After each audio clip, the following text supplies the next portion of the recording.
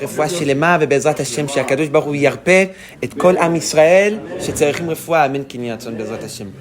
הנה רבותיי, first of all, we're very happy to be back here. It's been a long time, we missed everybody. May Hashem bless everyone, and may בעזרת השם we come together with a lot of smachot for many years to come, amen כן יהי רצון בעזרת השם. Before we get into our class, רבותיי, I always think that it's important, and maybe you can even dedicate an entire class about this, to understand the period of time that we are in throughout the year. Throughout many classes, we've spoken about the importance of the opportunity of the time. Now, when I mean opportunity of the time, I think there are two different ways to look at it. What I'm referring to right now is the actual time, month, date of the year. We know that the Zohar HaKadosh says that throughout every period of the year, HaKadosh Baruch Hu brings an hashpa'ah, an influence. This influence acts as an opportunity, where it comes from a very brief moment of time, and it stops. An opportunity means that it only brings value into our life if we understand it and if we act upon it. And if we don't understand it and we don't act upon it, we can't expect for whatever beautiful influence and hashpah that God is leading the world with will take any sort of effect throughout our life. So we're in the month of Shevat. The month of Shevat is normally seen as a very simple month. Not a month with too much content within it. But there's a beautiful teaching in the Sefer HaYetzirah, in the book of creation, that actually says otherwise. And I think that it's an opportunity for all of us to really try to bring in a great amount of abundance within our lives. The Zohar HaKadosh says that, as we know, every month has a mazal. A mazal, in English, doesn't really translate to luck, which that's the closest translation to it. But rather, in English, they have a different word for it. They call it like zodiac, they call it. Like a different sign. I'm not going to get into it today. The Zohar HaKadosh says that Am Yisrael, in the norm, are above the mazal. Where in every way, shape, or form, we are above outside influences of these zodiac signs. It's learnt from a famous teaching with Avraham Avinu alav shalom, where it said that Avraham Avinu, at the time of Brit Ben HaBetarim, HaKadosh Baruch Hu made a covenant with him. And before this covenant, he took him out of the world. Now there are many different explanations of what that means, took him out of the world. Some sages say that he literally took his body out of the world and showed him the solar system. And some places said that no, he lifted his neshama to be above the influences that are affecting on this world. From this teaching, we have this concept that Bnei Israel, Jews, are above the mazalot. They are above these influences. These influences don't necessarily apply to us. Simultaneously with this teaching, the Sefer HaYetzirah says that there is one mazal that is unique. One zodiac sign you can translate to, that is special. One of these symbols that has the closest relevance to be a mazal for Bnei Israel. Where it even said in the books of the Chassidut, if there is a mazal that Bnei Israel would be given, it's only one of them. The mazal of what? The mazal of the month of Shevat. We know that the mazal of the month of Shevat, it's what? Dli. Dli in Hebrew translates to literal bucket. Now, Dli is not just any bucket, because in English, bucket could mean a container, it could mean many, many things. In Hebrew, Dli is a vessel for water. A bucket made for one purpose, mayim. The Hasidim said, the reason that Mazal Dli, the month of Shevat, is the month that represents us as Jews, and it's the most close to being our Mazal, is because like the Dli, like the vessel of water, it has no purpose on its own. Its purpose stems from the fact that it's able to transport life being water. The Hasidim say, and especially the fact where there is a rule in the Torah. Anytime the word mayim is mentioned, water, we're not just referring to water. Rather, we're talking about what? We're talking about Torah. But we say, en mayim ela Torah. There's no place where water is mentioned, it's not talking about the Torah.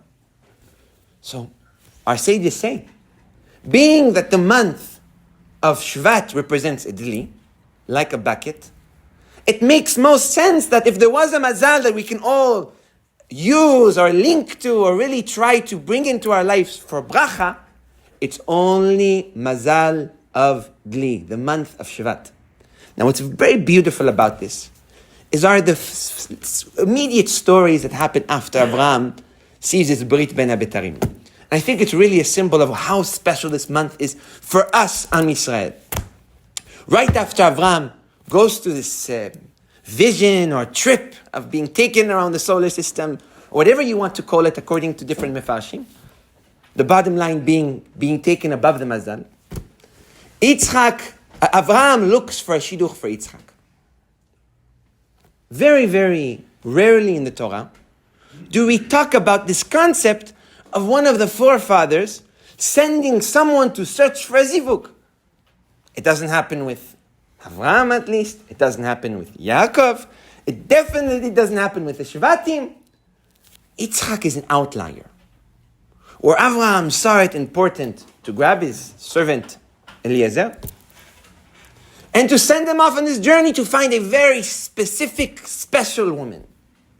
It doesn't mention that in any of the sages. Why so? So I found a beautiful teaching that gives us the hint. It says because Eliezer was very special. Eliezer was mashke mipi rabbo. Meaning what?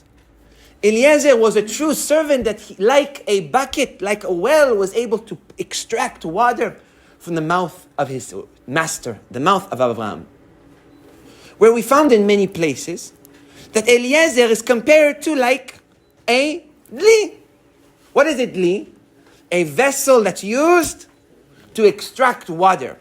A vessel that's used to bring life to the world, because we know that in ancient times, you had a well for every neighborhood, but what made the well so accessible is the bucket that you drop into the well to pull the water. What made Eliezer so special, well, he was like that bucket. He knew how to extract from the kedusha, from the presence of Avraham.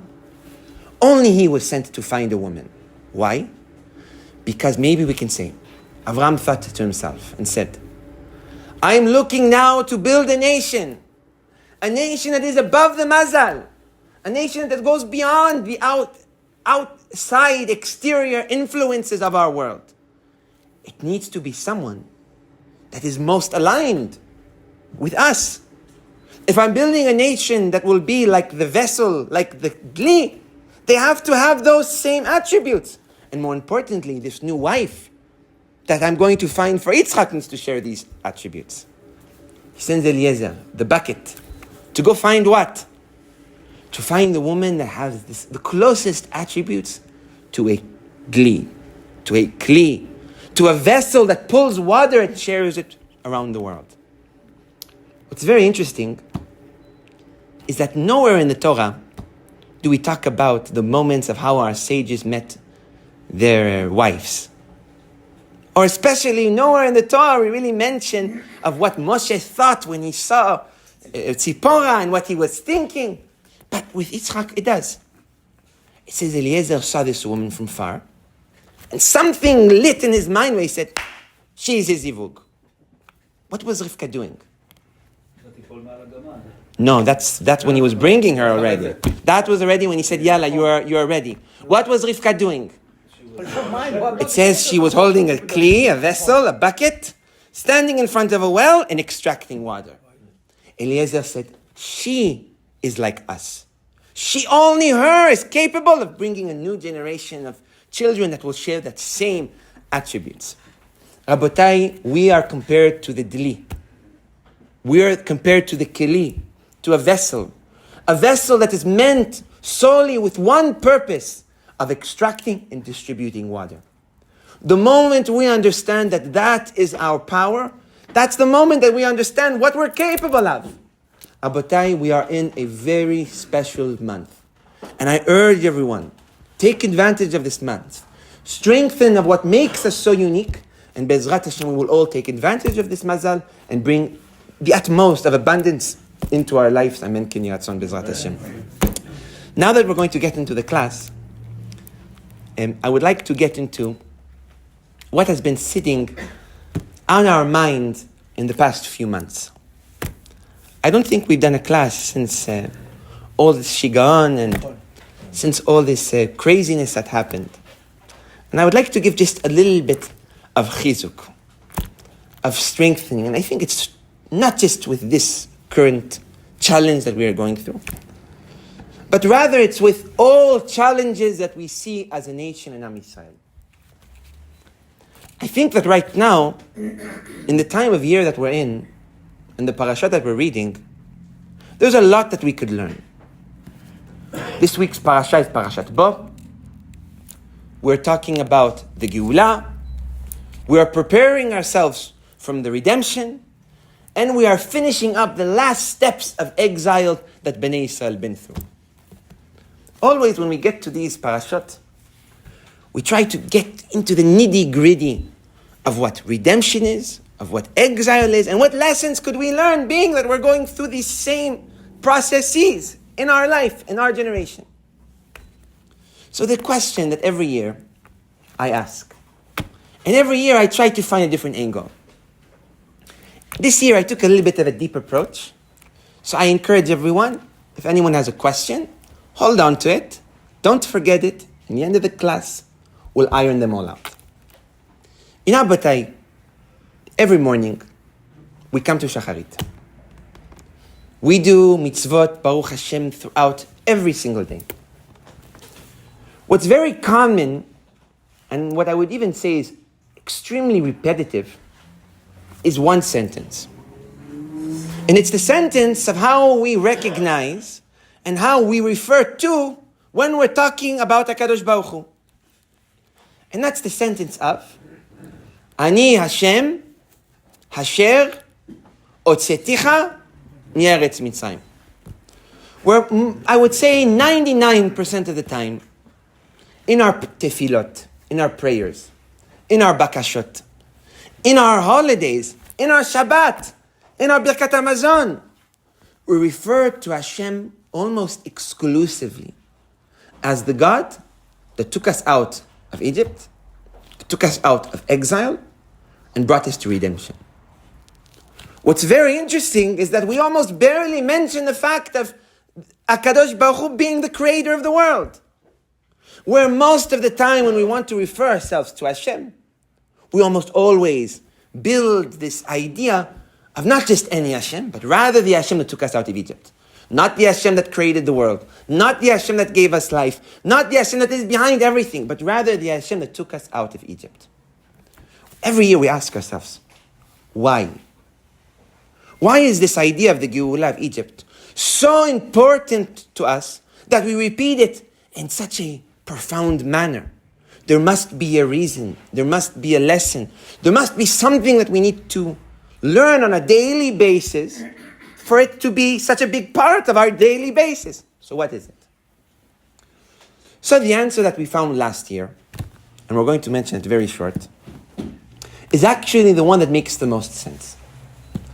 And it's the answer from the Zohar HaKadosh, where the Zohar HaKadosh says that the reason that we mention so much the fact that God took us out of Egypt, it's because that until that point, we didn't know who Hashem was. And this doesn't just mean that we don't know who Hashem was as a nation, but rather the world didn't know who Hashem was. From where did this come from? So the Zohar HaKadosh says, we know that our world in Hebrew is called Olam. Why is our world called Olam? It comes from the fact that Hashem is Ne'elam, that Hashem is hidden. Where our world was always made in a way where Hashem wasn't present. He was concealed. It wasn't obviously Him. The Zohar HaKadosh says what's shocking about this is that this wasn't just a secret from mankind. It was even to a certain extent a secret to the world itself. That's the simple explanation of why there was so much idol worship. There are stories in the Zohar where it says that even the objects, the animals, the rocks, they themselves had no clue who created them. Where it says that even the rocks that had the ability to lead had the ability to speak. And even the rocks would look at people and convince them to build statues and idols, where people weren't just silly and unlogical at the time. They didn't just believe in stones and rocks to be God for no reason. Rather, it says that the world was at such confusion that even the world itself had no clue where it came from. And this goes back to the fact where Hashem created the world and He hid Himself. And that's literally where the word world comes from. Olam, hidden. Zohar HaKadosh says, we refer to Yetziat Mitzrayim so often, being that in Yetziat Mitzrayim, Hashem was no longer hidden. And we can give a simple analogy of what this means. It's like we met Rabbi Yaakov 2 months ago, for example. This is just an example. At the Bet Knesset. 2 months later, I bump into Rabbi Yaakov. I say, you know Rabbi Yaakov, do you remember me? I met you at the Bet Knesset. Now, does meeting Rabbi Yaakov at the Bet Knesset has any relevance who I am? Or any relevance who he is? Nothing to do. I was not born in the Bet Knesset, he was not born in this Bet Knesset. This is Baruch Hashem, a new, successful Bet Knesset. So why should I even think of mentioning it when seeing Rabbi Yaakov? So the simple logic is that you want to remind the individual of the place, the setting, the time of when they first met. If you could remind the individual, the setting, the place, the time where we both met, we could awaken those first moments of meeting one another. Zohar HaKadosh says that at the time of Yetziat Mitzrayim, we met Hashem. And the world met Hashem. Being that we got to know Hashem only then, when we want to refer to Hashem, we say, the God that revealed Himself when? In Yetziat Mitzrayim. The God that we got to know in Yetziat Mitzrayim. Being that was our first contact with HaKadosh Baruch Hu. Which makes perfect sense. The question that I had 2 or 3 days ago is that's not fully accurate. That's not fully true. And I will explain. We know that God's revelation to the world could be said that it was on Pesach. But if you look into the details, you find that it's actually something different. Hashem does not reveal Himself anywhere around the actions of Yetziat Mitzrayim. Rather, He reveals Himself where? He reveals Himself in Shavuot. Where in Shavuot, God spoke the first word to the world, Anochi. And it says that it wasn't just a revelation to us Jews. It says that it was a revelation to the entire world. Where there's even an Arizal that says that HaKadosh Baruch Hu confronted the world. Where He went to every creation. And He said, Yukap, I want you to know that I, Anochi, I was the one that was behind you. I was the one that created you. At the time of Matan Torah, it says the world went quiet. Where there was what we called, and we spoke about this in a few classes, a Sod Aleph, a complete reunification. Where the entire world was confronted on who its creator was. But Rabotai, this was when? This is on Shavuot. During Pesach, God doesn't reveal Himself. Yes, He brings makot. He brings troubles and the plagues and hardship, but that's not revealing himself. It sounds more proper to say God that revealed himself, God that gave us the Torah, versus saying that God that took us out of Egypt, and our answer and explanation is that then he revealed himself. That's not true. So the question that we asked ourselves is, where can we find in the story of Yetziat Mitzrayim, in the story of the parashot that we're reading right now, a true act of revelation of HaKadosh Baruch Hu to the world? And if it is, it needs to be so profound that we should be reading it every single day in our life. And if we don't have enough of a profound answer right now, Rabotai, we have a big problem. Because we're reading something, and we are repeating something, and we don't even really know why. So when I was thinking about this, I started to put myself in a trap.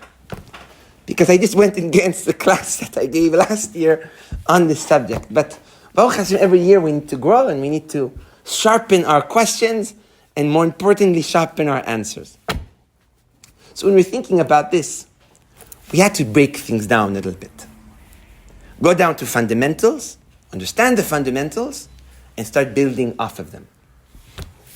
We said, in order for HaKadosh Baruch Hu to reveal himself, Yetziat Mitzrayim, Shavuot, whatever you want to look at it, let's understand why he needed to reveal himself. And this being, trying to understand this concept of God being hidden. And if we understand what it means for God to be hidden, maybe we could understand what revelation really means.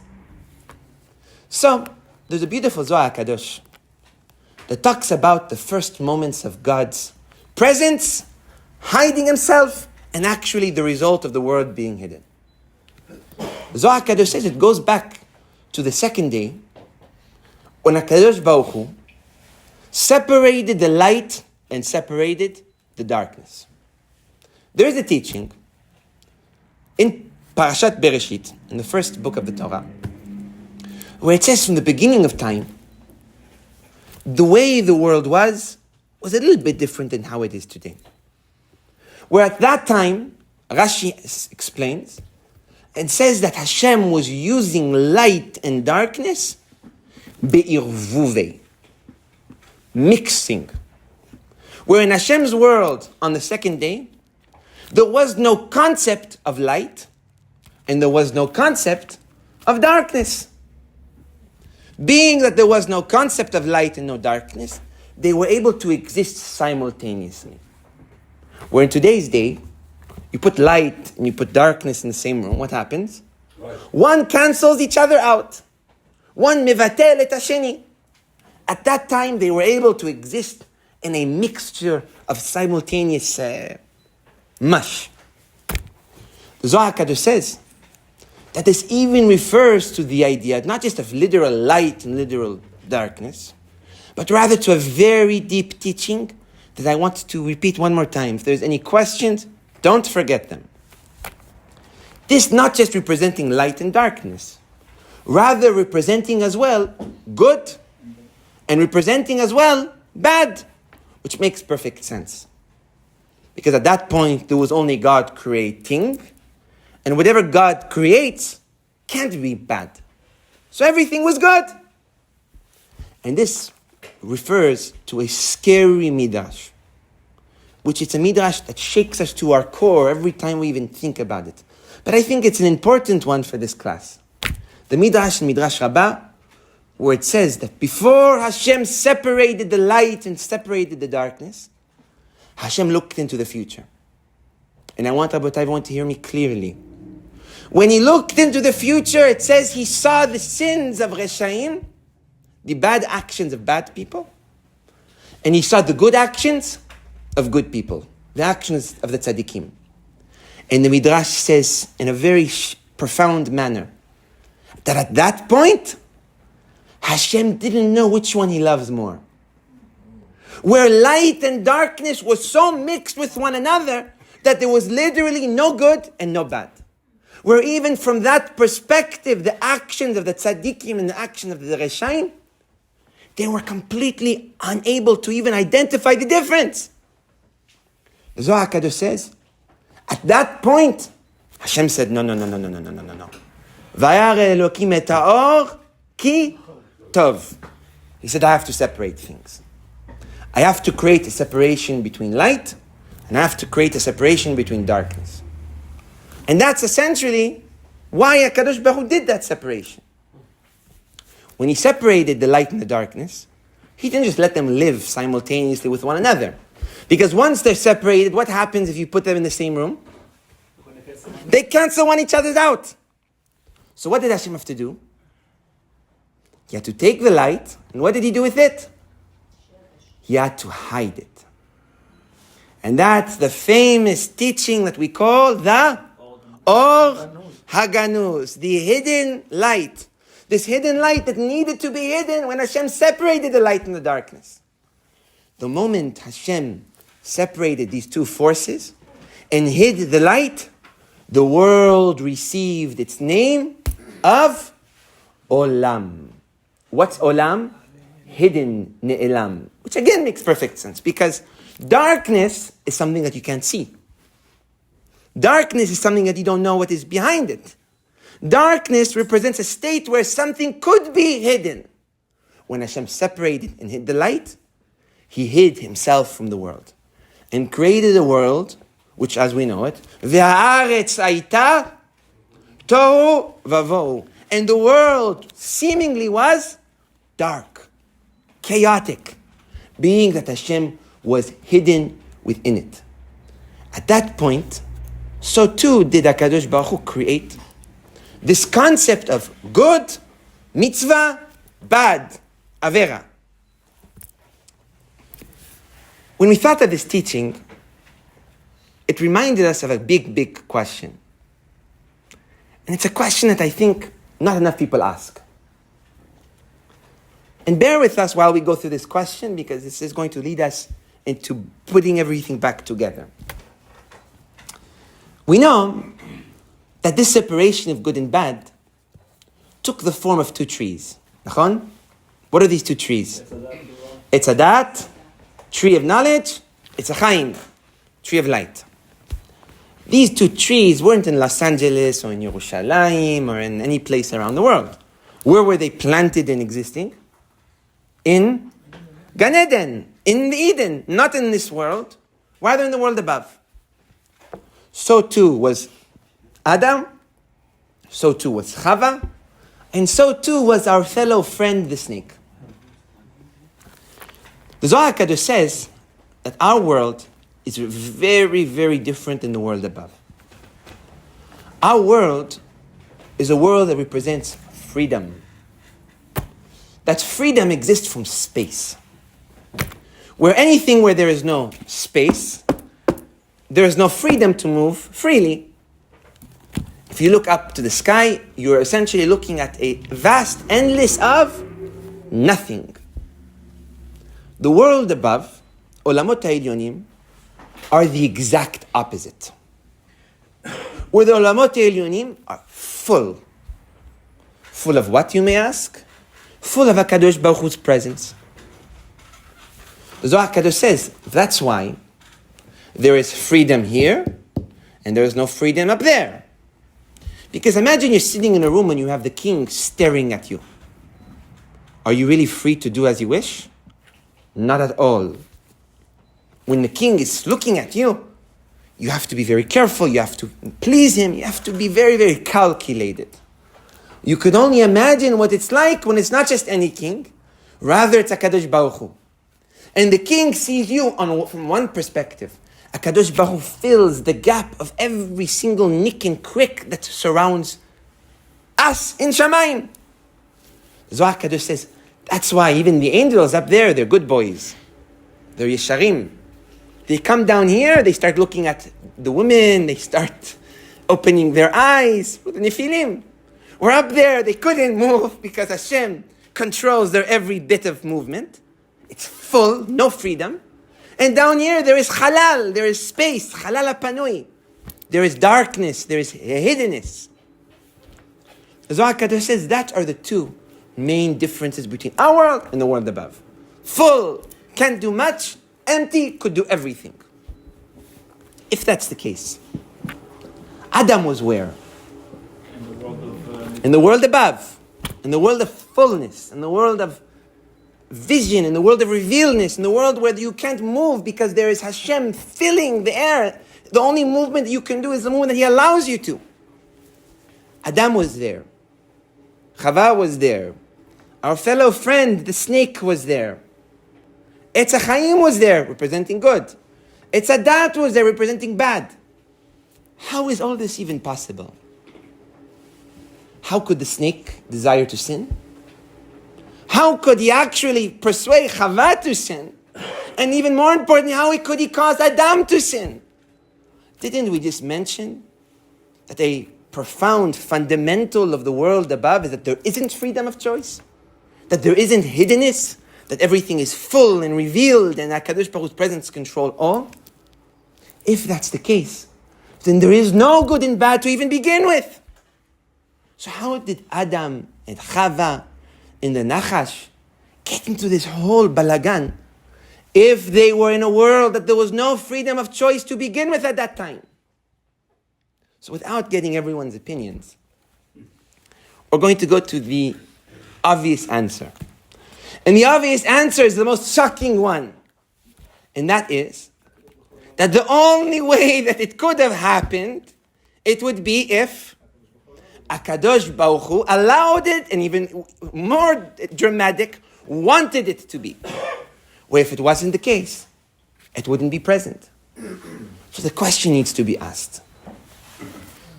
Why? If it was Hashem's will, let's just call it Hashem's will to begin with. Let's not teach our kids this whole story of the snake making Adam fall. The snake is the bad guy. Adam is a good guy. What's this whole balagan? Let's just say it for what it is. The will of Hashem. Adam filled the will of Hashem. The snake filled the will of Hashem. And zero. What's this whole balagan story for?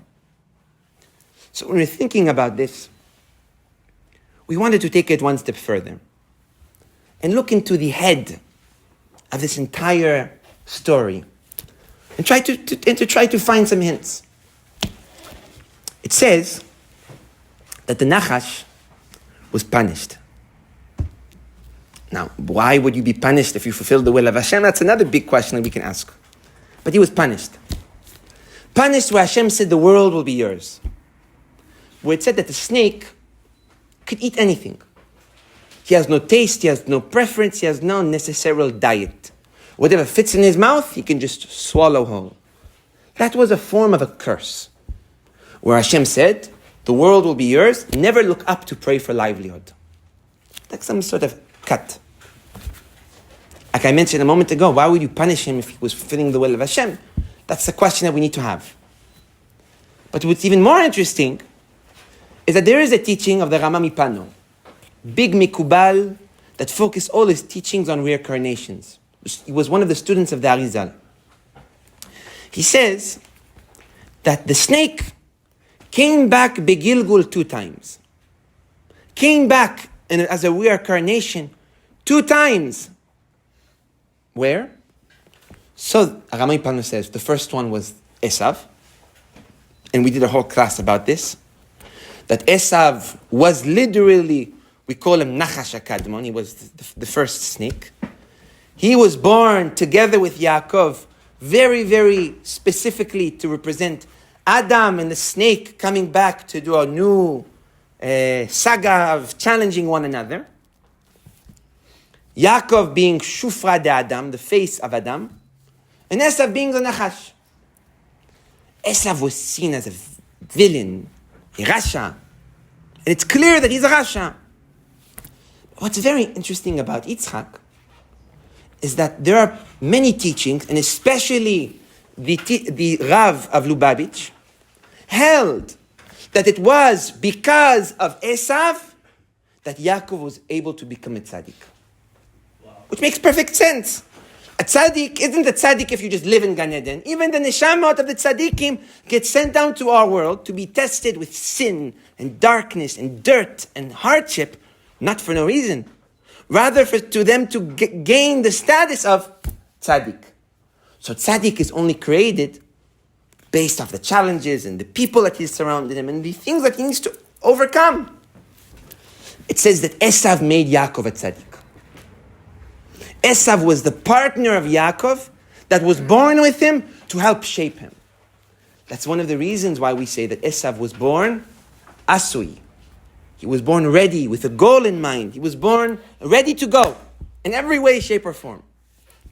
That makes a little bit more sense why Yitzchak, a forefather that lived in Gan Eden for 3 years, that had Ruach HaKodesh, that spoke to HaKadosh Baruch Hu, that was sacrificed, that came back to life, loved him so much. Being that he played a bigger part than just this villain. What's even more profound is after all the bad we hear about Esav, Esav ends up where after he passes away? Gan Eden. It says that his head was cut off by his one of his grandchildren that was deaf, and his head is buried in Marat HaMachpelah. And from there, Chazan learned that Esav he sits today in Gan Eden. He's a Rasha. He represents all Rishut, and he's in Gan Eden. And there are Jews that keep Torah and mitzvot, and they probably have a harder time getting in. What's going on here? So the only explanation is to go back to that first one. Where, like the Nachash, Esav was born with a purpose. And this purpose didn't just come out of nowhere. Rather, it came from the will of Hashem. So even though we see it to be bad, his job in the world was as crucial as who? Was as crucial as Yaakov. So the question is, why doesn't the Torah just say it? Just be straightforward with us. Just say Esav is needed because of Yaakov. The Nachash is needed for Adam. Why does it need to be so hidden? It needs to be so hidden because HaKadosh Baruch Hu at that point was hidden. Hashem was not revealed. Hashem made our world tohu vavo. Our world was always meant to be a world that we don't know what's happening behind the scenes. So obviously, we're going to look at Esav and say, we don't know really what he was. And we're going to look at the Nachash and say, we don't really know why he was there. Because we lived in a hidden world. And now we reach to the snake's third Gilgul. It says that the snake's third Gilgul was who? It was Paro. Where it says Paro was the head of the snake. He led Egypt. What's very interesting about Paro is that Hashem talks to him, and talks to him, and talks to him. And there are midrashim that talk about all these conversations that they had and this bond and communication. I wish to be Paro if that's the case. If I can talk to HaKadosh Baruch Hu and have such a connection like Paro, we all want to be Paro. So how does Paro have this ability? We open up this week's parasha. HaKadosh Baruch Hu sending Moshe on a mission. He tells Moshe, Moshe, Bo el Paro, ki ani ichbadeti et libo. In Hebrew, or even in English, there is grammar. The Torah isn't exempted from grammar. The Torah obeys grammar. And we learn a lot of times secrets from when there is an inconsistency in grammar. Now we want to give an example. Rabbi Yehuda, where are you now? You're here, Nachon? You're in the shul, Nachon? Okay. If you were to tell someone to meet you at the shul where you are right now, what do you tell him? English, just regular English, no tricks. I'm at the shul and? No, come to the shul. I am at the shul, come to the shul. Scared, thinks I'm going to. There's no tricks. Now, if you want to ask your neighbor to check in the drawer in your house because you're at the shul, if your keys are there, what are you going to tell him? Go and check. Go to my house, open the drawer, check if the keys are there. Okay, so when you are present, you say, come. When you are not present, you say, go. Hashem calls Moshe. It says, Moshe, come to Paro. Because I am the one behind his heart. Ki ani ichbadeti et libo. We said, maybe we can say that in the whole process of Yetziat Mitzrayim, There's one very profound thing that was revealed to us that was never revealed yet. And that is that HaKadosh Baruch Hu has been and will always be behind everything. To the point where Hashem reveals that even pharaoh, the head of the enemy, what represented all our suffering and all our exile, Egypt's exile, we call it the Avot HaGalut. It's the heads of all exile. We see in this Geula that what represented all bad, the snake, Esav, is really just what? An extension of Hashem. An extension of Hashem's will. Hashem acts in a way where He is no longer hidden. He is clear. He is revealed. I said, maybe we can say that being that in this redemption, all bad and all evil, and even the Egyptians that represented the essence of evil and Tumah, is revealed to us that it's only one thing, an extension of Hashem. And if it's all an extension of Hashem, we reach to the place of realizing that we live in a world that is what? Even though hidden, but still perfectly under the control of Hashem. We are in exile. We are going through challenges. We have, Baruch Hashem, more enemies than we could possibly ever imagine. And especially after seeing the generous love that the world has for us. It's not really, I'm completely joking. The generous love that the world has for us. We find ourselves in a place where we say, Ribbon HaOlamim, what are we going to do? How are we going to overcome all these challenges? What's going to happen to my kids? We live at a day that it's like we see generations that we never imagined would be repeating themselves. We are in the heart, in the deepest point of exile. But we must never forget that HaKadosh Baruch Hu is still in control of everything. And still behind everything. Where even in your biggest enemy, you have to remember that it's only Hashem. We see this, what it even says, where Lev melachim besarim beyad Hashem. You know, when you are a simple person and you see kings and ministers, we call it politics today. We quickly make, I like him, I don't like him, he's bad for me, he's good for me. We're very quick. We all became politicians, especially today. Chazal say, no. If you see a king, a leader, someone that is at a high ranking, and you start to make your opinions, if he's good for you, if he's not good for you, it's irrelevant. Why? Because in the end, it's in the hands of Hashem. It's in the Yad Hashem. In the story of Yetziat Mitzrayim, HaKadosh Baruch Hu reveals Himself to Bnei Israel in the most impactful way. It's easy to recognize that Hashem created the world because it makes no sense. It's easy to recognize that HaKadosh Baruch Hu gave life because it makes no sense. But it's extremely hard to recognize that it's HaKadosh Baruch Hu, even in our biggest challenges and enemies. And this is what gets revealed to us in Yetziat Mitzrayim, which I think in many ways is the key to overcoming exile. It's the key to overcoming our challenges. It's the key to overcoming our enemies. It's the key to overcoming anything that we thought was so bad and so evil.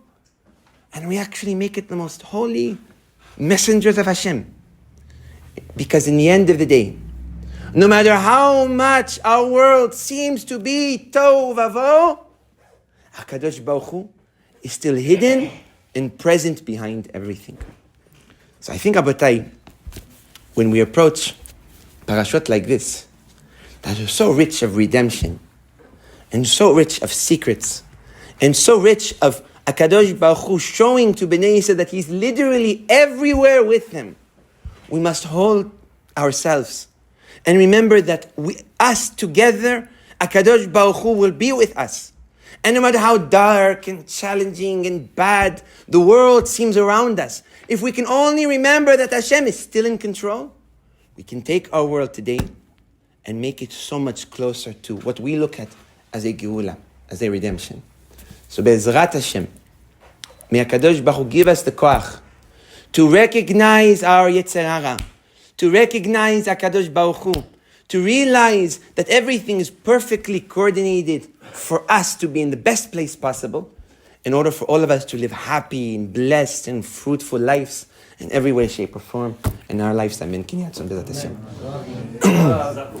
Questions? No, if there's no questions, then there's a big baya today. Is there any questions, Sadiqim? The lesson was very clear, so everything was Yes and no, because it's taking all what we think of, which I think is a good thing. Not everything that is bad is bad, and not everything that looks good is good. So it takes so much concepts that we grew up on. Paro, bad.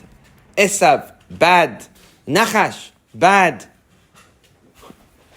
And it flips it, they all make perfect sense. Esav is in Gan Eden, Paro the Tshuva and became Melech Ninveh. He stayed alive, he's the only person who survived. Nachon? Melech Ninveh, read about him Yom Kippur. Nobody even realized it's Paro. We say, Melech Ninveh Tzadik. Melech Ninveh was Paro. Ken with Yonah.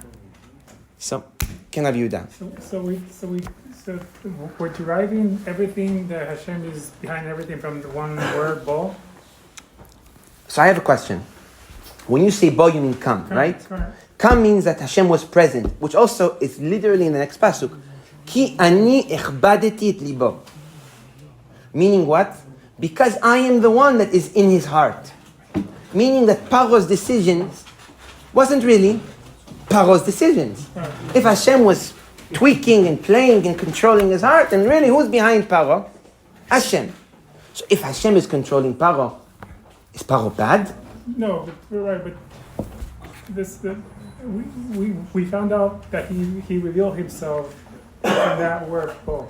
Correct? Is that? He revealed that he was there. He was there. That's He's with Paro. correct. That's the whole essence of Because you don't say come if you're not there. And then the next pasuk confirms it. Because the next pasuk says, because I am behind his heart. That's it. Very nice. Ken Sadiq. How about revealing himself during Noah's time, the Mabul? To reveal. When we talk about revealing, it's understanding who Hashem was, who Hashem is, who's behind everything. Even in the Mabul, there was no revelation. Hashem just cleaned everything, wiped out the earth, and Noah's job was to allow those prophecies to live on. But the proof is that it didn't work. The rest of the nations, for 10 generations to come, went back into complete evil. So you could say that maybe it was some sort of revelation.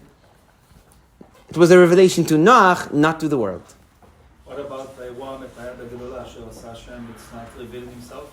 Nachon, that's in Egypt. That's Yetziat Mitzrayim. But the actual revelation only happens in Shavuot. אתם מבינים? So you could say that Yetziat Mitzrayim, it was a revelation to Bnei Yisrael that even Paro was on behalf of Hashem. And we read that also with a pasuk. It says, Ve'paro radaf acharei Bnei Yisrael.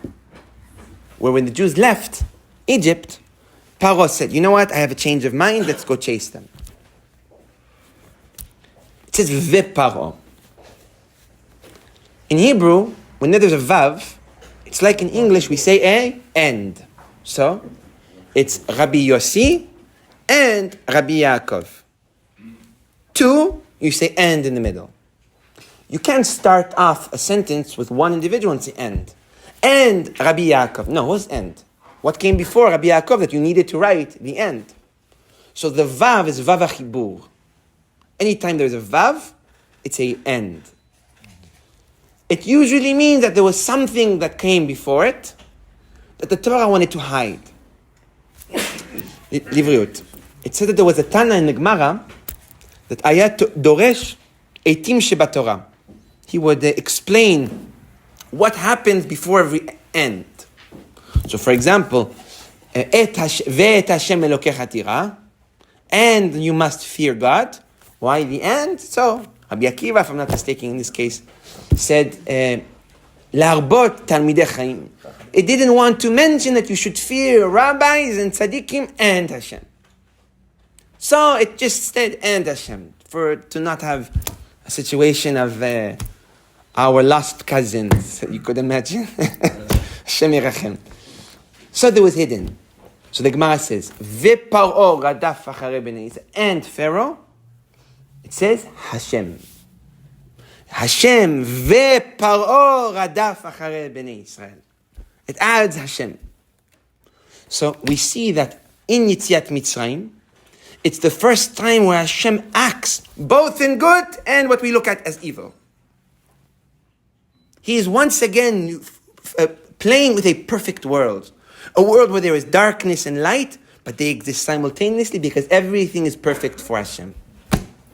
So how we have such an acceptance to whatever happened with the snake and Adam and Chava, if we understand that the concept is that Hashem wanted it, because that's the only way that... There are many explanations that Chazal, one of them of Rabbi Noam Elimelech, Milizinsk, and Rav Zushav, that they write an explanation about the fact that Adam actually needed the sin, which is a very deep concept. The simplest way to get into it without getting into 10 answers, because there really is 10, and they're all perfectly sweet and accurate, is that there is a cycle of life. In order to grow, there is always like a yerida. Even in the creation of the world, this is famously known as Shbirat HaKelim. Hashem needed to break, and then from the shatters rebuild something deeper. And then he had to break, and then from the shatters rebuild something deeper. It's like when a tree grows. The seed needs to first rot. And when the seed rots and you bury it in the ground, only then it could rise. So there needs to be like a breaking to be a rebuilding. That's the simplest way you could explain it, of why Hashem would have wanted Adam to go down that path. But we're not going to get into it today, because that's a whole class. One question, Rabbi, if he was like to release Old Israel from Egypt, right? Mm-hmm. Wouldn't be going and softening his heart instead of like making it harder? So you want to know why he hardened his heart? Many pirushim, many explanations. I'm going to refer to the one that's the most... it's shimushi, not really. Shimushi, useful, but it's not really the word. Shimushi doesn't really... It's not really a good word for useful. Nachon?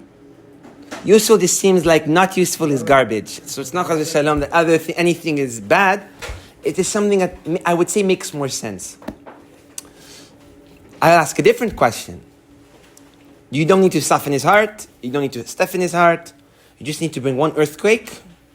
Nachon? Sure. And erase Egypt in 1 second. What's the whole show? 10, blood, frogs. It's like Hashem is a performer. He wants to... Show. What's all this? Bemet, it's a show. Why? Tamua. It doesn't make sense. Nobody asks what doesn't make sense. We think the Torah is meant to not make sense, but you learn it and you say that's the Torah. No. The Torah is meant to investigate and ask and grow and learn. That's why our job is studying, because we always need to get into a deeper... So there's a teaching where it says that Hashem wanted to bring down new rules to the world. Now we'll explain. Teva, nature, is also seen as like the enemy. It's like a bad thing. In what sense? When people call us and they ask, Rav, how are you? We answer them, Me'al Teva. So it's like Teva bad. Teva is mitachat and we're Me'al. Teva has this nature, or let me give it a word that will make it more sense. Physicality. That's also Teva. Physicality is Teva. What is physicality if it's not Teva? Teva is not spirituality. There's no reason to have spirituality in Teva. So Teva didn't just happen from no reason. There wasn't just some sort of that created the gravity and the water that boils at a certain... It came from someone needed to want it. Now, the only someone that could have wanted it is who? Hashem, when he created the world. So, Teva is Ritzon Hashem. That's why it says, Hashem madrich et ha'olam bederech HaTeva. God leads the world in the nature, being that that's the will that he had when he created the world. Teva control this world because it's Hashem's will. And they act as the most profound, powerful laws of the land. No one broke gravity just yet. נכון? Nobody can turn Teva just yet. So Teva is the Ritzon Hashem that lasts. Hashem wanted to bring down new laws. What's these new... so actually, before we get to that. The Teva was created by 10 ma'amarot. What's the 10 ma'amarot? 10 sentences. So, Bereshit bara Elokim et hashamayim ve'et haaretz, 1. Or it says, Vayomer Elokim hi or, 2. Vayomer Elokim v'totze haaretz etz peri osa peri, that's another one. So, 10 sentences, Hashem spoke to the world, and the world created itself. If it created itself, that was the moment when the laws of nature were also created. Makes sense. There's no question. So Hashem wanted to bring a new set of rules. But there's a baya. What's the baya? The baya that there's still the existing old set of rules. What's the existing old set of rules? Teva. Now, you want to bring something that's literally defying Teva, or like what we say, Me'ala Teva. You can't just bring new rules that contradict each other. Nachon? You have to create some sort of difference, some sort of change to bring in new rules. It's like I can't tell you a rule that don't move, and then another rule that says run. You can't not move and run at the same time. So it says in the Zohar Kadosh that Hashem needed to weaken the first laws. To make a change, to make some room where new laws could be inserted. So the Zohar Kadosh says, how did Hashem do so? He needed to break one rule at a time. So it says that Hashem needed 10 weakeners of the first 10 rules. So how did Hashem come up with these 10 weakeners, we'll call it? He came up with the 10 plagues. That each plague was the only similarity that it had was that it made no sense. And that it broke all the rules and logic of our world. That wasn't by coincidence, and that wasn't for show. It was for a purpose. And the purpose was to weaken the nature. And if the nature is weakened, the laws are weakened, and there'll be room to stick something new in. And that's what it says happened. Hashem brought the 10 plagues to weaken the 10 ma'amarot, to create room for the 10 dibrot, for the 10 commandments. So 10, 10, 10. So there was a need to keep Paro in this path so he can get through the 10 makot to make room as preparation for the Aseret HaDibrot, for the 10 commandments. Everything is calculated by HaKadosh Baruch Hu. Any other questions? Ken Rabbi Yaakov. You asked me actually a question about a few days ago, the same question that you asked at the beginning, that it's actually why Kadosh Baruch Hu all the time said Yetziat Mitzrayim, we said it in the Kiddush, we said it even in Zayin, Tefillin and everything, and why not create the world or something like that? And I heard some kind of answer that is, actually Kadosh Baruch Hu, why Egypt? Because Kadosh Baruch Hu make Israel Am Israel, and they accept the Torah, right? And why? Because from Egypt, he created the Am Israel. Now, and he bring him the Torah. Now, if the Torah not exists, and nobody learn Torah, so no. Dayenu. No lam. So actually, what happened is actually that he bring us to preparation. To Torah, to the Torah, and by that actually the Am Israel learn Torah, and the world is exists. So that's kind of the one of the reasons. יפה, כל הכבוד. כל הכבוד. זהו, is there any other questions? May HaKadosh Baruch Hu bless everyone with a lot of bracha and הצלחה, and a lot of siyata dishmaya bezrat Hashem.